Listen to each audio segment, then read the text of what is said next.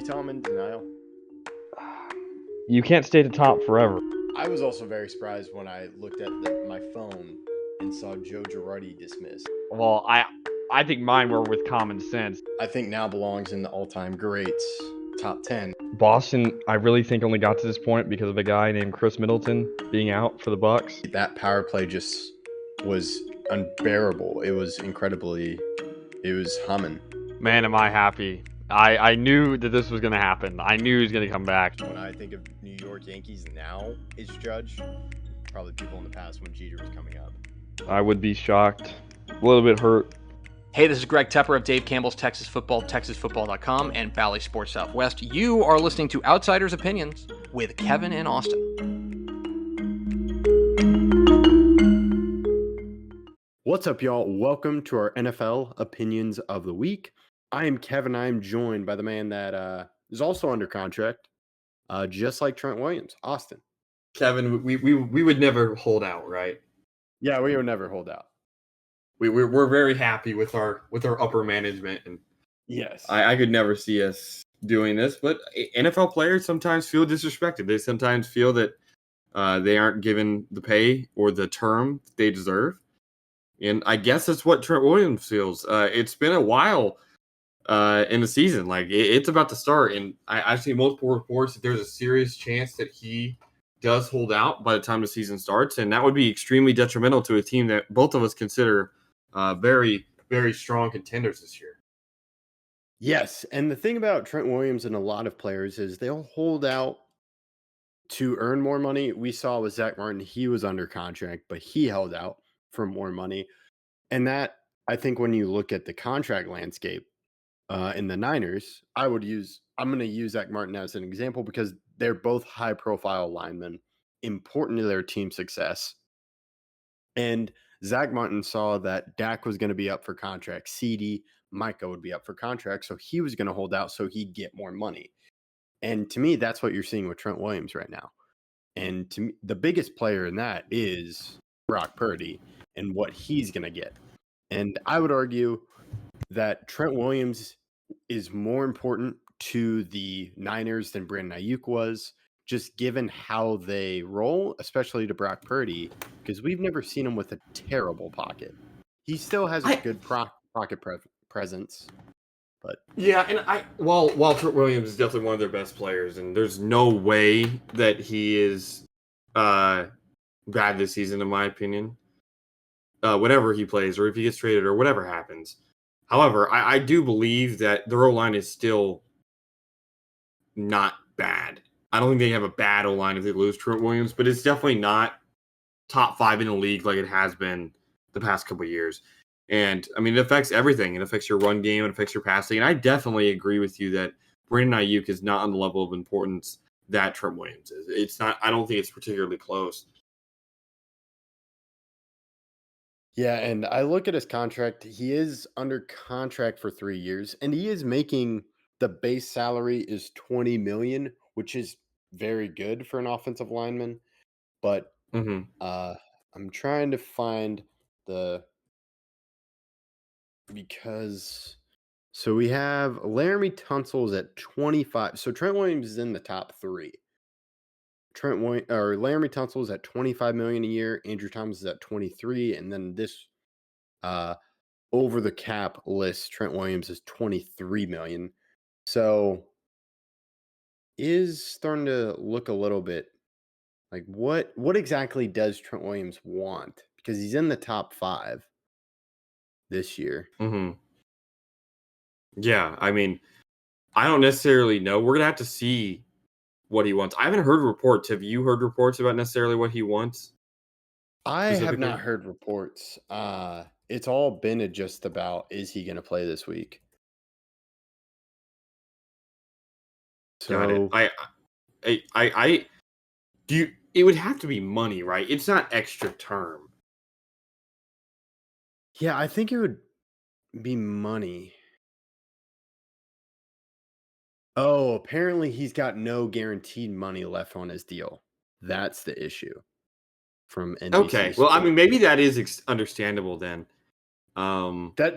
That is understandable given in his past when he was with Washington, he he dealt with a lot of injuries, and of course he's 36. We've seen what's happened with injuries for someone that's been in the league, Tyrone Smith. So I understand wanting guaranteed deals, especially from an offensive lineman. They deal probably with the most injuries that don't go reported, or they just fight through them. 100%. That's definitely true, and I guess it does make sense, but you definitely have to, I think, answer his demands. I don't see necessarily I think he has a lot more leverage than Ayuk does, or Ayuk did Yes. per se. But from the Niners' perspective, I understand not wanting to give him guaranteed deal, given the injury risk, and also that takes money away from the cap that would be used for Purdy, and I'm sure Kittle's probably going to be needing a new contract soon. Yeah, I don't know how long he has on his deal, so it's definitely a It potential looks there. like 2024 there's a potential out, but in 2025 that's his last remaining deal So he'd be that a he's signed. Yeah. 2026 free agent. Yes. So they probably will want to get that one done quickly. And I believe Fred Warner's under extension, correct? Yes, I believe so. But yeah, guaranteed money gets Fred Warner's 2026. So that's where if I were the Niners, I want him to play this season. I would try to do my best to make it a short-term deal and load it up on guarantees, but that of course would get into a problem of Trent Williams may want more security years wise. Yeah. Maybe it is just guaranteed though, because you have the years there, right? So he has some years security. Uh, the problem with the NFL is that he actually doesn't have year security if you don't have guaranteed money. They kind of go hand in hand, right? So I kind of understand what he's saying. I do. The NFL is extremely weird. It's not like any other league, and I'm definitely not surprised that he wants to hold out to bolster uh, his guaranteed money because again he could be cut at any time and that's not something you want to feel like as a player. Yeah, especially for a team. I would say the Niners are very cap. They are very well known in cap and know how to fluctuate it. To me, I think of the Jimmy Garoppolo situation when they could have cut him, which it was when he was still their quarterback, but they drafted Trey Lance. They were able to get out of that deal relatively easily. Versus if you look at, I would say a team that's not good, the Cowboys, and I would say even the Chargers too. We've seen just how much trouble they've been in with the cap, especially with Keenan Allen, Joey Bosa. So it's great. It's better to be flexible in the cap, but also from a player's perspective, you can understand Trent Williams knows that he's been in the league a long time, and this is probably the most leverage he has because they're trying to go back to a Super Bowl, and you're not going to be able to. The chances of doing that are lower if you don't have a top left tackle in the league. I completely agree. So I will ask you this: do you think he plays Week 1? No. I agree. I don't think because you're going into preparation for Week 1. I don't think the Niners back down yet, and he's not going to back down. So we'll keep you updated. Any final thoughts, Austin? No, I'm definitely uh interested to see if he does play because that's going to be huge for their team, but I agree with you that I don't think he does, and it's going to be detrimental. They have to get him signed sooner rather than later because he hasn't played in all preseason and he's older, so he needs to get reacclimated. Here's the thing, Kevin. Even if he signs the contract, I don't know if he plays Week 1 because That again he is older, like I said, and I don't necessarily think I think you need to play in games a little bit, especially at that age, to like kind of get into it. Maybe you don't. Maybe I'm wrong, but I do think it's kind of an injury risk to put a guy in immediately with no practice, really, no really time to get ready. I think he'll be fine from an offensive line perspective. I think he's still in shape. It's not ideal. I would rather have my offensive lineman doing stuff, and I don't think there's been any change on the Niners line.